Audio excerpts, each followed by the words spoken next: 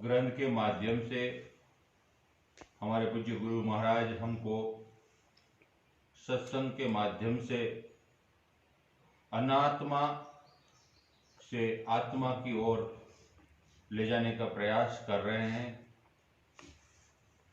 जड़ से चेतन की ओर ले जाने का प्रयास कर रहे हैं, कल्पना शक्ति से वास्तविकता की ओर ले जाने का प्रयास कर रहे हैं। खंभे में भी चींटी है, उस भाव को प्रकट करने के लिए वहां भी ले जाने का प्रयास कर रहे हैं। अनेक अनेक शास्त्र के और अपने परिभ्रमण के अनुभव से मनोमंथन के बाद, समुद्र मंथन के बाद जो भाव आता है महाराज जी, उस भाव से हमको ज्ञान प्रदान करते हैं। मुझे अच्छा लगता है, ऐसा मैं नहीं कह सकता हूं, सभी को अच्छा लगता है। मैं जब बोलूं तब समष्टि के रूप में बोलता हूं, सभी को अच्छा लगता है। सभी संत महात्माओं को भी बोल रहे हैं कि हमको अच्छा लगता है। इस समय अब तो जामनगर में और पोजीशन खराब हो गई आज से, अभी 3 आया और आने वाला है। अभी तक कोई नहीं था, अभी 3 आए और तीनों दिन एक ही बिरादरी के हैं। बोलना अच्छा नहीं है क्योंकि बहुत लोग देख रहे हैं। 3 पॉजिटिव आ गया। कहीं डॉक्टरों की अभी दौड़धाम शुरू हो गई, फोन आया अभी हम वहां जा रहे हैं, 3 आ गया। तो इस समय में घर में बैठकर स्टे होम, सेफ होम, ऐसे समय में यह सत्संग बहुत सुंदर है। सब लोग बोलते हैं कि हमने दिमाग से सब कुछ निकाल दो, जो बोलते हैं उसको भी निकालना चाहिए। जो बोलते हैं कि यहां से सब निकाल दो, उसको भी निकालना चाहिए, क्योंकि ये दीप्ति का समय है, ये ज्ञप्ति का समय है। प्रश्न भी आज आए हैं इस प्रकार के। अच्छा लगता है हंसना, अच्छा लगता है बैठना, अच्छा लगता है पढ़ना, अच्छा लगता है चिंतन मनन करना। स्वामी जी के साथ एक घड़ी रहो या एक जन्म रहो, हम कुछ नहीं सीखे तो सब व्यर्थ हो जाएगा। हमारे जीवन में परिवर्तन आना जरूरी है। मैं भी रोटी खाता हूं, आप भी रोटी खाते हैं। उस रोटी में हमारा मकसद क्या है? रोटी खाने का खा पीकर नींद ज्यादा आए वो मकसद है कि अच्छा खाकर थोड़ा चले घूमे और बैठने को ठीक रहेगा, चिंतन करेंगे, पठन करेंगे, भजन करेंगे, वो हमारा मकसद है।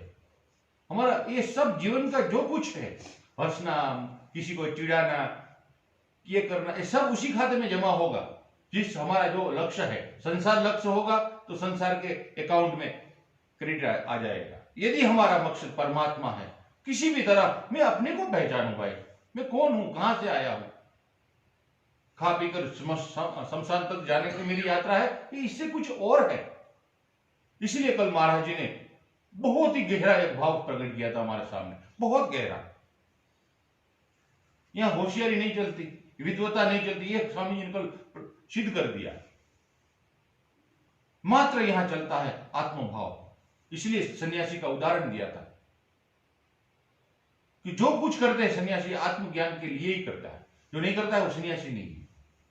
इसलिए कल का जो स्वामी जी का कुंडलिनी के पर, कुंडलिनी क्या है, उसका भाव को किस तरह से प्रकट किया समझना चाहिए। इसलिए मुझे बहुत अच्छा लगा, इच्छा शक्ति को उसके साथ जोड़ दिया, चिति शक्ति को उसके साथ जोड़ दिया, सुरता को उसके साथ जोड़ दिया।